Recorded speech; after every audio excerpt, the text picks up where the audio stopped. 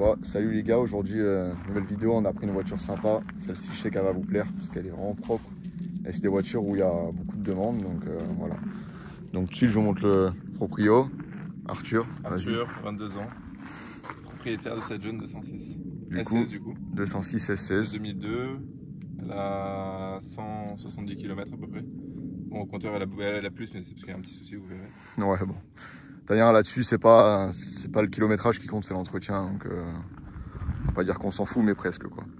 Du coup, ce qui serait bien c'est que tu nous... Donc là du coup on a dit 206 S16. Donc ce qui serait bien c'est que tu nous montres les différences par rapport à une 206 normale, on va dire d'origine, parce que là bon Arthur il a fait des modifs esthétiques, mais si tu peux me résumer un petit peu vite fait les différences par rapport à une 206 classique déjà d'origine quoi. Elle va être un peu plus bombée, on va dire. T'as les ailes bombées. T'as les ailes qui sont un peu élargies d'origine par rapport rapport que tu vas voir dans tous les jours. À part les XS qui ont le kit 16, mais c'est pas toutes. D'accord. T'as le pare-choc large aussi. Et tu vois là, il est élargi à ce niveau-là. D'accord. Par rapport à une 206 classique. Voilà. Pareil, à l'arrière, t'as le pare-choc qui va être plus bombé qu'une S16 d'origine. Tu vois, il va plus ressortir, etc. Ok, ouais, il est un peu plus musclé. Coupé, c'est-à-dire trois portes quoi. Ouais, les cœurs en 3 portes quoi. Ok, d'accord. Ça n'existe pas en 5 portes. Ça n'existe pas en 5 portes, les S16. Ok. Et t'as des petits aussi, c'est sympa je trouve, des petits rétroviseurs en noir laqué. D'accord, ok. C'est d'origine ça en fait, le noir laqué. Tout noir laqué, donc c'est sympa. Bonjour. Bonjour. Ok. Voilà, de donc, mémoire, ouais, ça, en fait. Après on en parlera à l'intérieur, mais. En gros, d'origine. Alors ça, c'est les jantes d'origine aussi. Jantes d'origine en 16 pouces, ouais. D'accord. On a lu, ouais. Ok, ouais, donc il y a juste 2-3 petits éléments, mais ça reste assez discret quand même d'origine. Sachant qu'il y a des voitures non S16, enfin par exemple la 206 XS. Ouais, qui ressemblent à S16, mais qui n'ont pas le moteur. Donc ouais, donc c'est plutôt discret. Ouais. Ok, bon bah là du coup maintenant tu vas pouvoir nous dire ce que toi t'as fait dessus, parce que bon, je pense qu'il y a déjà la majorité qui s'en sont aperçus, mais il y a quand même pas mal de petites modifs esthétiques. Notamment esthétiquement déjà. Alors attends, on va commencer par l'avant pour faire simple, sinon on va se perdre. Ouais. Bon, il n'y a que 4 coins, mais bon. Qu'est-ce que t'as fait devant par rapport à l'origine du coup? Contour de logo noir. Ok, contour de logo noir. Sympa. Feu fort noir. Ouais, les phares fond noirs. Truc qui éclaire pas trop là, galère. Les grilles, la grille en nid d'abeille qui est sur les phases 2 de base. Ah ok, ça c'est une pièce d'origine phase 2 par contre. Phase 2, voilà. Ok. La petite flamme aussi qui va bien. Ouais. Plaque sympa. Noire, bon ça c'est le truc logique. Ouais, bon plaque noire, ouais, c'est bien pour se faire arrêter comme ça. Ouais, je me suis jamais fait arrêter. Bon bah ça va du coup. Le crochet rouge, okay. Ça pour faire mec. C'est rallye quoi. C'est rallye. Et là, il n'y a plus d'anti-brouillard, bon ça on en parlera après, mais en gros c'est pour refroidir le freinage. Quoi. Ok, ouais, t'as fait des deux côtés du coup. Des deux côtés, ouais. C'est ce que j'ai vu. Ok. De face, ouais, c'est ça. De face, c'est ça. Ouais, le bandeau. Peugeot Sport. T'as aussi un tuning. Voilà. C'est pour le soleil, C'est pour le soleil. Donc de côté, tu vas avoir les petits clignotants dynamiques. Ah oui, ok, c'est pas juste teinté quoi. Ouais, ah ouais, sympa. C'est les clignotants dynamiques. Ça modernise un peu. T'as le petit pare-boue Sparco, voilà. Là, il faut que je remette les badges S16 d'ailleurs au passage. Ah ouais, pour ceux qui demandent. C'est parti au djihad le badge. Et jantes blanches du coup. Ok, jantes blanches. Donc ouais, d'origine c'était grise, c'est ça ouais. Ok. Et tu les as fait repeindre en fait. Repeindre, ouais. Ok. Donc là pour le texte ça c'est bon. Voilà, vite teinté. Ah oui, vite teinté à l'arrière au max et à l'avant 75%. Petite chaîne YouTube. Voilà, parce qu'Arthur il fait des vidéos. Un peu sur les petites sportives aussi. Tac, du coup l'arrière. Qu'est-ce que t'as fait arrière? Ah oui. Phare phase 2. Ah oui, ok, d'accord. Feu de phase 2, ouais. Voilà, bon, les phases 1 ils sont jolis aussi, mais bon. Ouais, t'as envie de mettre phase 2. Ils sont jolis aussi, les phases 2. Petit logo noir. Ah oui. Après, vu que c'est une phase 1, enfin 1,5, t'avais aussi la baguette qui était noire à la base. D'accord. Super beau, là je l'ai peint de couleur carrosserie. Ok. Plaque noire du coup aussi, le petit logo S16 qui n'est pas d'origine, crochet rouge. Puis le petit béquet aussi. Ok, ouais, le petit béquet. Qui n'est pas d'origine sur la S16. Ça, c'est le béquet RC, ça que tu m'avais dit. Le béquet d'origine sur la RC, ouais. Ok, d'accord. Peut-être en option sur la S16, mais je suis même pas sûr. Ouais, bon, ça, du coup. Voilà, celui-là, en tout cas, déjà celui-là, dessus, il n'est pas d'origine. Ok, bon, bah là, du coup, je crois qu'on a fait le tour de l'extérieur. Faut que tu me dises un peu. Il y a le petit sticker sur le toit. Ah oui, ouais. Sticker sur le toit.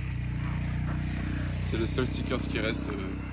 Voilà, sanglier. Certains, ouais. Histoire de prévenir les gens, quoi. Qui sont en vente d'ailleurs, n'hésitez pas à me contacter si vous en voulez.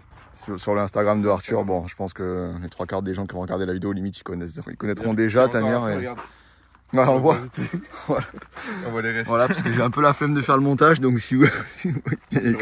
Bon, en fait, on voit que dalle, mais bon, voilà, je vais essayer de me faire ça au montage quand même. Bref, ouais, du coup, maintenant, on a fait le tour de l'extérieur. Faudrait que tu me dises un peu ce que tu as fait comme prépa, châssis et freinage, du coup. Ok. Comme ça, limite, limite, on commence par les freins. Freinage, je vais pas te mentir, j'ai laissé d'origine. T'avais pas mis des... Enfin, en taille de disque, je veux dire. Ok. Après, j'ai quand même mis disque Group N. Ok. J'ai essayé les Brembo Max, mais ils ont voilé. Je me disais bien que t'avais les Brembo Max. Ok. Pré-rainuré, ça change pas grand chose. Ouais, bon, du coup, ça a voilé quoi. Donc, j'ai mis des Group N, pour l'instant, ils sont très bien. Plaquettes DS 2500, les Ferrodo. Ok. Et du Ritavia et RBF 600, la config. Ouais, la config classique qui va bien quoi. Qui fait le taf. Histoire qu'au moins tu perds pas les freins et ça freine bien quand même du coup. Oui, ça freine bien. Bon, on verra ça sur l'essai. Mais... c'est toujours mieux d'avoir plus gros quoi. Ouais, c'est sûr. Et pour l'instant, vas-y, on va laisser comme ça quoi. Ok, l'arrière, donc, du coup, même config. Ouais, t'as DS 2500 à l'arrière aussi. C'est pas des Group N du coup à l'arrière. Ok. Mais DS 2500 aussi. Ok, ouais, ça va. Ok, ouais, ça va, t'as un truc équilibré quoi. Oui. Et niveau châssis, qu'est-ce que t'as fait du coup dessus Alors, châssis, alors je suis en amortisseur Kayaba. Kayaba. Tracer. Ok. C'est la gamme un peu sport de Kayaba. Et ressort court au moins 45 et back. Ok. Et décrantage à l'arrière du coup pour équilibrer à peu près. Ok, ouais, t'as élargi les ailes un peu à la... J'ai élargi les ailes parce qu'il y a des cales de 20 mm d'ailleurs. Ok, ouais, t'as mis des cales. D'accord. Aux 4 coins. Ok, bon vas-y, ouais. Donc là on va passer à l'intérieur. Donc là il faudra que tu me dises aussi pareil ce qui change normalement sur une 206 S16 d'origine par rapport à une classique quoi. Alors, t'as le petit truc alu là, par seuil de porte, ouais, par sheet. Comment on appelle par sheet. Par balle. Ouais, voilà, nickel. On va dire ça parce que je sais plus le terme. Bon. Bah, dites-moi en commentaire d'ailleurs si vous savez. Ouais, bah en fait, c'est le seuil de portement, c'est pas grave. Ouais, c'était pour le référencement que je voulais que tu mettes. Ah merde, ok. Après, t'as une porte en Alcantara d'origine. Ouais, ok. Et d'ailleurs, les sièges à la base étaient cuir Alcantara. Ok. Ah oui, Alcantara d'origine, ça va, c'est bien. Un peu upgrade quand même. Ok. Et après voilà, t'as la clim automatique par exemple, tu vois des petites options qui à l'époque étaient sympathiques quoi. Ouais, à l'époque c'était un truc de fou quoi. Voilà. Et le compteur j'aime bien fond blanc et j'aime bien parce que t'as la température d'huile et la température d'eau. Ah, température d'huile, ça qu'il n'y a pas sur toutes les voitures. Ouais. Notamment. Ok. Moi je sais qu'après Peugeot ils font ça souvent sur les 106. Ouais, c'est quand même bien tu vois. Saxo et tout, c'est pas mal. Voilà d'origine. Donc du coup, qu'est-ce que t'as fait toi? Bon par rapport, je pense que ça se voit à peu près mais. Non, c'est d'origine ça. Ouais. Ah ouais, c'est d'origine. C'était une option au catalogue en fait.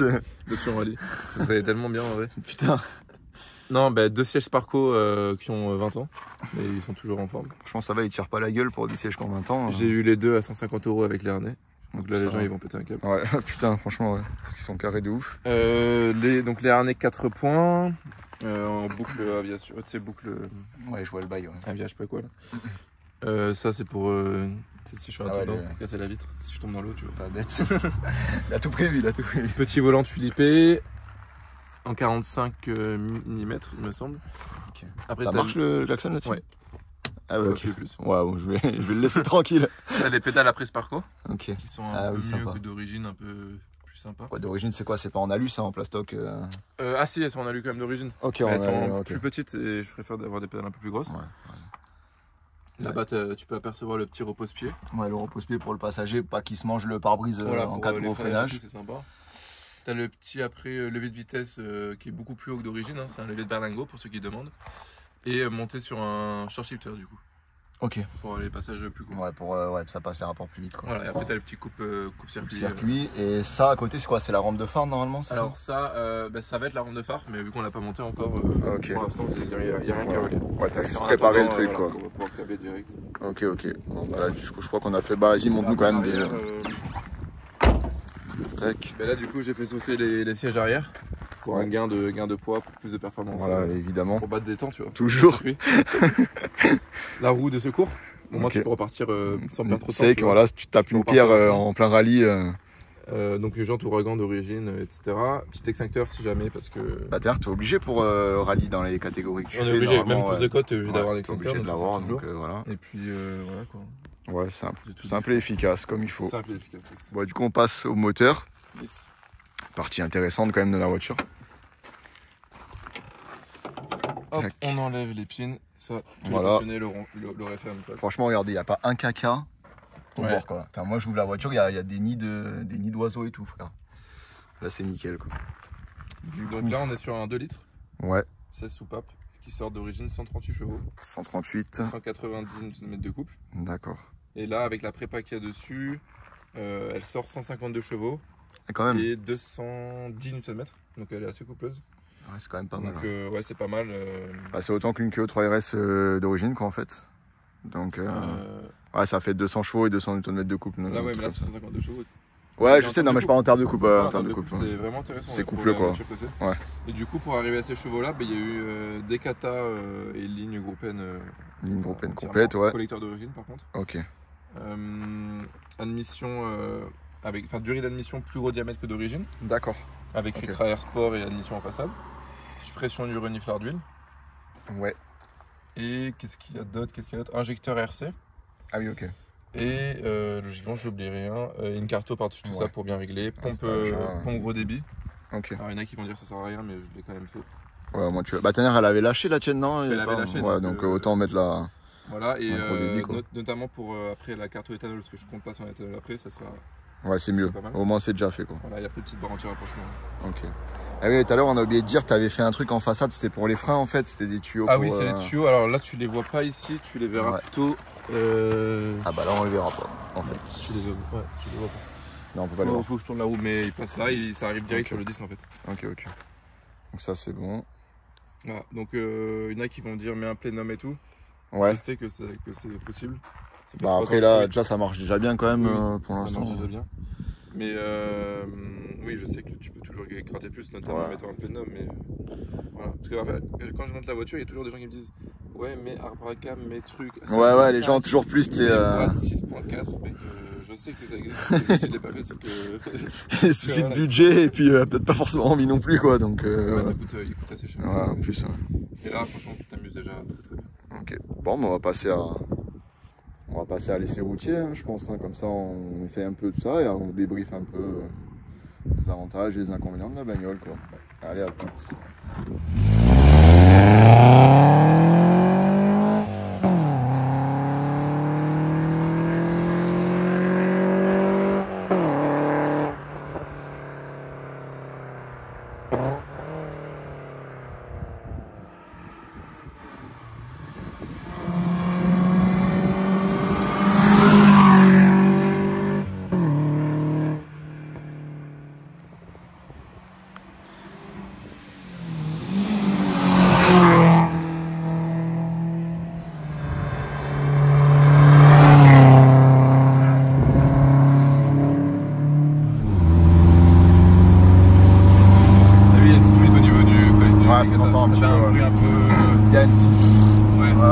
C'est pas ultra propre le son, tu vois. Ouais, j'entends.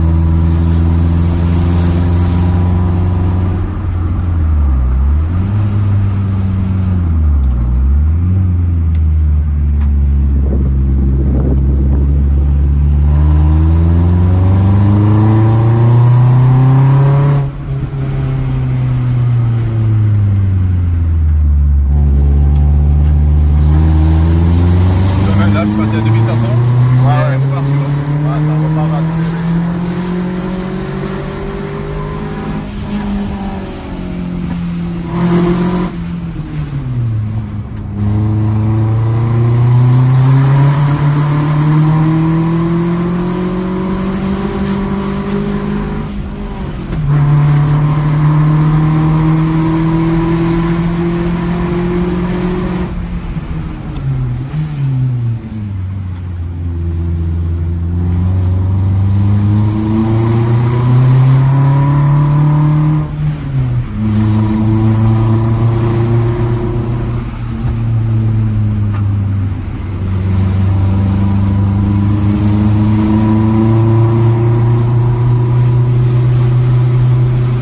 En fait, le repose-pied, on croirait que ça sert à rien, mais c'est franchement utile en vrai. Ils sont taf, ouais. Ouais, franchement, ouais.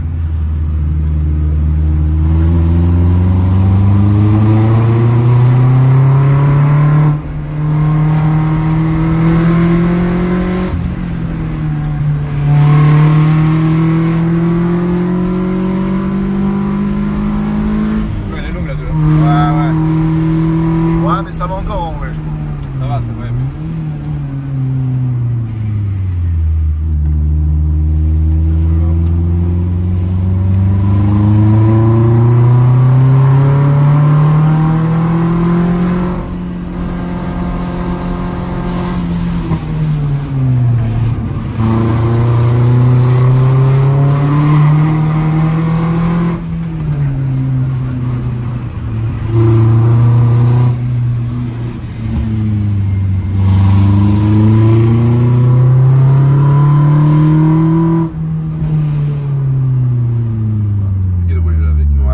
cyclistes là, faire attention.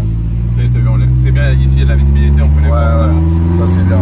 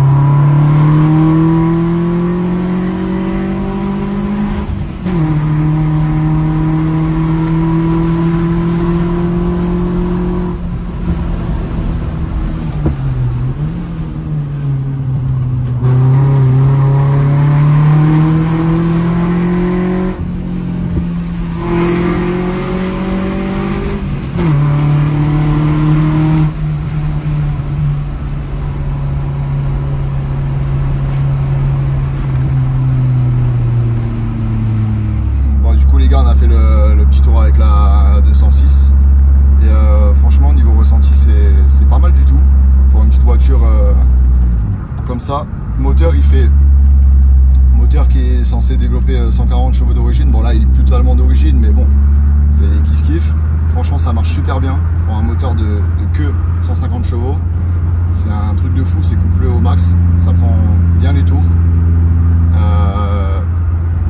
Honnêtement ça n'a rien à envier au Clio RS, les petites GTI, tout ça, parce que ça suit largement, parce que c'est plus léger aussi. Donc franchement moteur au top. Je pense que c'est vraiment le gros point fort de cette voiture en fait, c'est son 2 litres, c'est soupape quoi. Je sais pas ce que t'en penses Arthur, toi. Je suis d'accord, mais là c'est le couple qu'elle a pour le gabarit de la voiture quoi. Ouais, ça tire. La boîte après elle tire quoi, elle tire pas trop long, ça va, c'est bien étagé en fait. La boîte, ouais, bah après la 2, les rapports sont un peu longs quand même, je vais pas te mentir. Ouais, ça reste une boîte d'origine. J'aurais aimé avoir une 2 et 3, tu vois, qui passe plus vite, mais bon après c'est normal, tu vois. C'est GTI quoi. Ouais, c'est ça, c'est GTI on va dire. Après là t'as vu, on a quand même, bon ça change pas tout, enfin ça change pas la boîte, mais on a, lors de la carton on a décalé le rupteur quand même. Ah oui, ouais, c'est ça qu'on avait oublié de dire. À 7000 tours minute. Au lieu de 6500, ça que tu m'avais dit. 500 il me semble, si je dis pas de bêtises. Donc, ouais, donc là on a gratté, enfin il a gratté à peu près 400 tours minute quand même, ce qui est pas dégueulasse. C'est ça. Et après c'est l'avantage de cette voiture du coup aussi quand même, faut le dire. L'avantage principal c'est aussi son rapport qualité-prix en fait.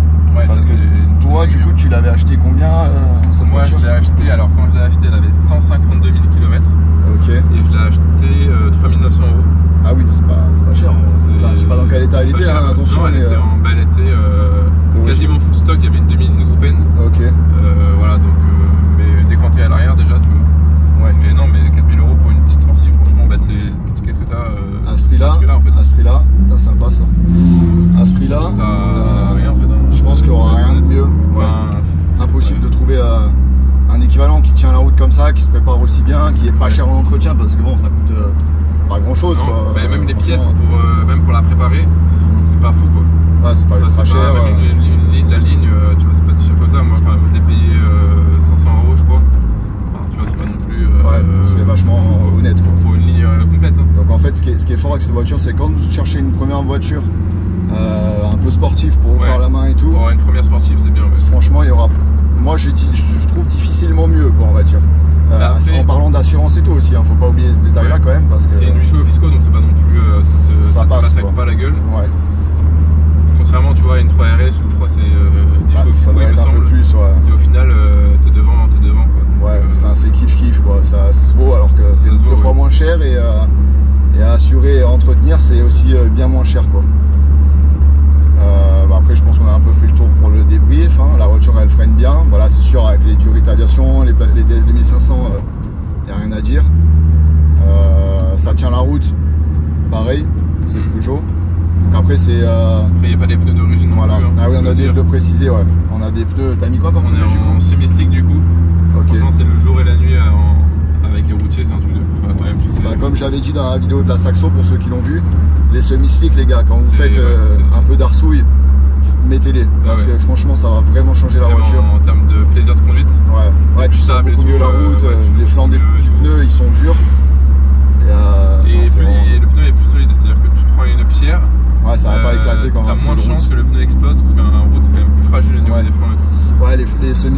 flancs renforcés. Donc, sur des routes comme ça, c'est aussi un point fort, tu vois. Ouais, c'est vrai. Et du coup, c'est des, pour dire la marque, si jamais vous voulez, c'est des Cestino. Ouais, c'est quoi le modèle déjà? Acrova 07A. Ok, d'accord. Donc, c'est des gommes dures, tu vois, en théorie. Ouais, par contre, les gars, privilégiez les gommes dures quand même pour rouler sur route ouverte, parce que du tendre ou du médium, ça va pas le faire. Et j'ai un collègue, tu sais, Ilan, qui a testé en gomme tendre, et il m'a dit qu'il n'y a pas une énorme différence.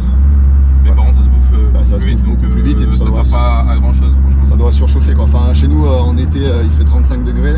Les routes, elles sont à 45-50, c'est même pas plus. Donc, non, franchement, la gomme tendre va surchauffer, ça va partir en lambeaux, c'est pas la peine. Donc, ouais, faut toujours prendre une gomme dure, histoire que ça dure un peu plus longtemps aussi, parce que bon, un Smith Slick, c'est pourquoi tu fais combien de bornes avec ça, toi? Mais après, là, jusqu'à présent, je la roulais que le week-end. Donc, je vais pas te mentir, il tenait longtemps, enfin, en termes de. Oui, en termes de longévité sur le temps, mais en kilométrage, ça fait quoi? 5000, maximum 10 000, quoi, et encore 10 000, c'est ça, à peu près, 10 000, les gars, ils sont à la corde, hein, les pneus, ils sont rincés, quoi. Donc, voilà. Tu fais des balades touristiques, mais. Donc, non, la voiture, elle est pas piégeuse. Le train arrière, ça va, ça se balade pas. C'est moins pire que d'origine, quoi. Voilà, c'est ça. Franchement, pour se faire la main, il n'y a pas mieux, ça freine bien, ça tient bien, c'est pas piégeux, ça marche bien. Après, vous ne serez pas frustré de ne pas réussir à suivre vos potes. Voilà. Après, tu as dû voir quand même, là, parce qu'on a fait un essai juste avant, tu as dû voir qu'elle est quand même un peu joueuse. Après, ouais, ça reste Peugeot. C'est pas non plus une Mégane RS. Non, c'est sûr, c'est pas une Renault Sport. Tu fais pas des frayeurs, t'as pas le cul qui part d'un coup en mode comme d'origine. C'est pas piégeux, ça reste joueur. Quand même. C'est une 206 pour ceux qui ont déjà eu des 206, même une basique, ça reste à peu près le même comportement. C'est Peugeot en fait. Peugeot, t'as un train avant qui colle grave la route, qui est vachement incisif. Tu me diras, même les 208, les nouvelles, elles sont aussi joueuses. Hein, Peugeot, t'as bien. Sur la 308 quand même. Et le train arrière, ça se balade un peu. Moi, la 207, c'est un peu kiff-kiff, hein, c'est le même délire, t'as rien. Et voilà, je pense qu'on a à peu près fait le tour. Et j'espère que la vidéo vous aura plu, les gars. Et à la prochaine. Ciao. Ciao.